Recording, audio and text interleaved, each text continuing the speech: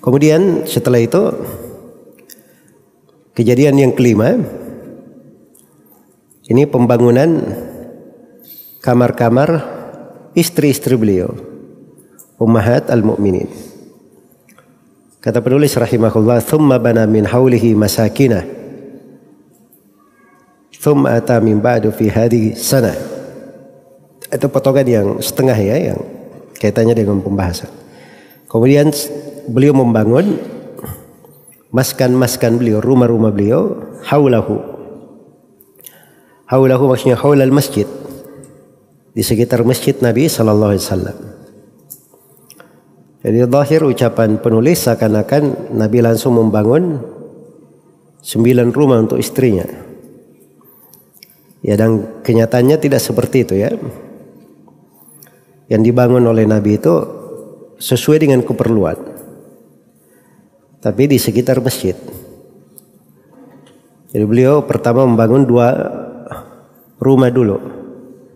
Satu untuk Saudah yang memang sudah dibawa oleh Nabi dari Mekah, dan yang kedua beliau bangun untuk Aisyah, karena Aisyah dinikahi di Mekah dan Nabi tinggal bersamanya di mana? Di Madinah. Ya, jadi beliau bangun 2 dulu. Setelah itu berkembang pembangunan bersama dengan hari-hari kehidupan Nabi. Ketika beliau menikahi istri-istri setelahnya, barulah beliau bangun rumah sesuai dengan apa? Keperluan. Begitu maksudnya. Iya. Baik. Jadi sini tampak ya bahwa rumah-rumah yang dibangun itu di sekitar masjid. Di sekitar masjid. Dan itu yang terjadi dalam sejarah, dan semua orang yang menukil sejarah seperti itu. Dan dimaklumi rumah Nabi itu bukan masjid. Rumah Nabi bukan masjid. Karena itulah Rasulullah begitu meninggal di kamar Aisyah, di rumah Aisyah radhiyallahu anha, maka kekhususan seorang Nabi, dia dikubur di tempat yang dia meninggal. Maka beliau dikubur di rumah Aisyah, bukan dikubur di masjid. Ya, kalau ada yang mengatakan bahwa Nabi Muhammad SAW dikubur di Masjid Nabawi, itu keliru pada asasnya. Tidak mengerti sirah Nabawiyah. Jelas ya? Demikian pula sebagian orang-orang yang kurang ilmu yang mengatakan bahwa Nabi katanya kalau masuk masjid dia tidak perlu sholat tahiyatul masjid, sebab rumahnya di masjid. Ini kejahilan yang lain. Mungkin belum pernah ada yang berucap seperti itu, karena rumah beliau itu bukan di masjid. Jelas ya?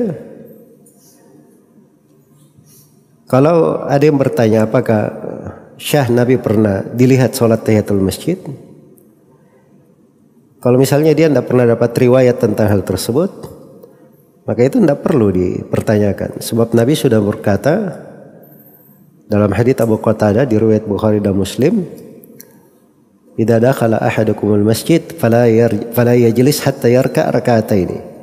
Apabila salah seorang di antara kalian masuk masjid, jangan dia duduk sampai dia sholat 2 rakaat. Jadi itu Nabi sudah perintah dengan lisannya. Iya. Artinya itu adalah hal yang pasti beliau lakukan. Hal yang pasti beliau lakukan. Jadi begitu ya cara memahami. Sederhana sebenarnya. Jadi banyak hal itu, kesamaran itu akan hilang kalau seorang belajar ilmu sirah.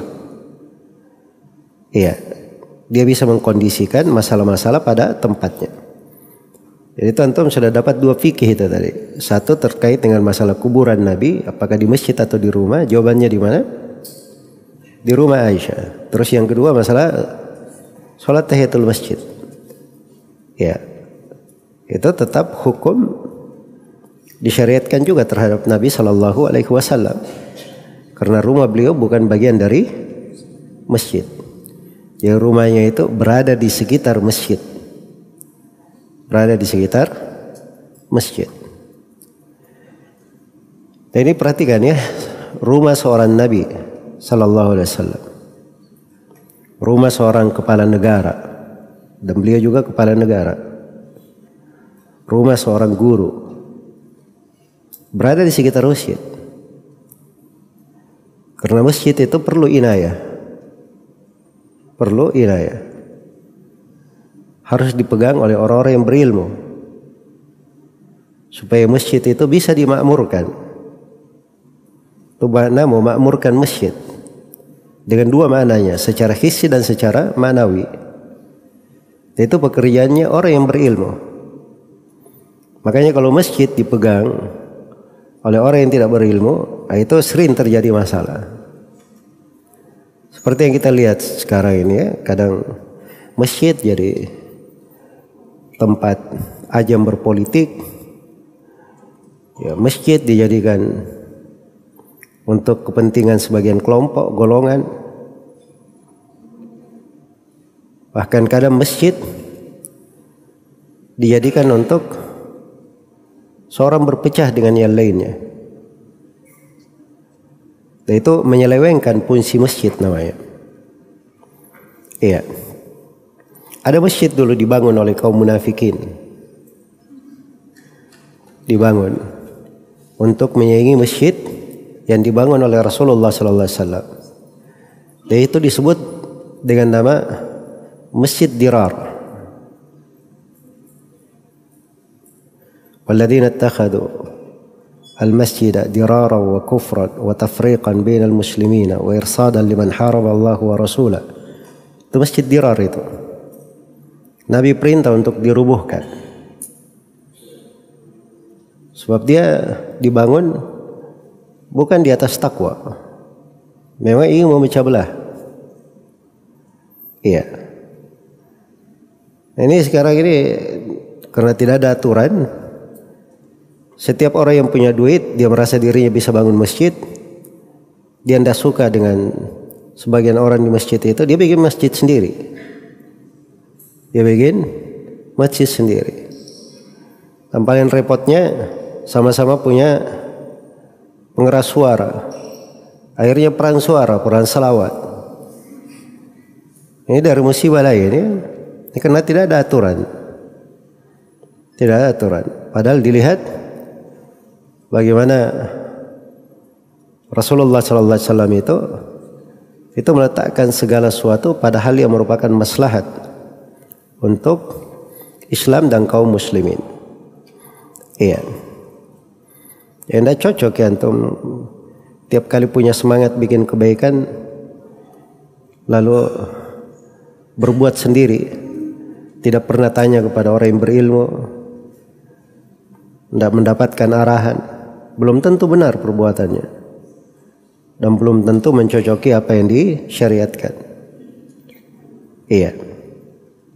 Kayaknya para sahabat Rasulullah sallallahu alaihi wasallam itu di antara mereka yang punya harta, kalau dia ingin dia letakkan hartanya di sesuatu, dia tanya kepada Rasulullah sallallahu alaihi wasallam supaya diletakkan pada tempatnya, pada hal yang paling banyak maslahatnya untuk Islam dan kaum muslimin. Iya. Ini dasar sebenarnya ilmu, pelajaran. Ilmu dan pelajaran. Baik. Karena kadang kurang memahami dari ilmu ini, akhirnya semangat saya. Ini semangat bikin masjid, sana semangat bikin pondok pesantren, sana semangat bikin ini.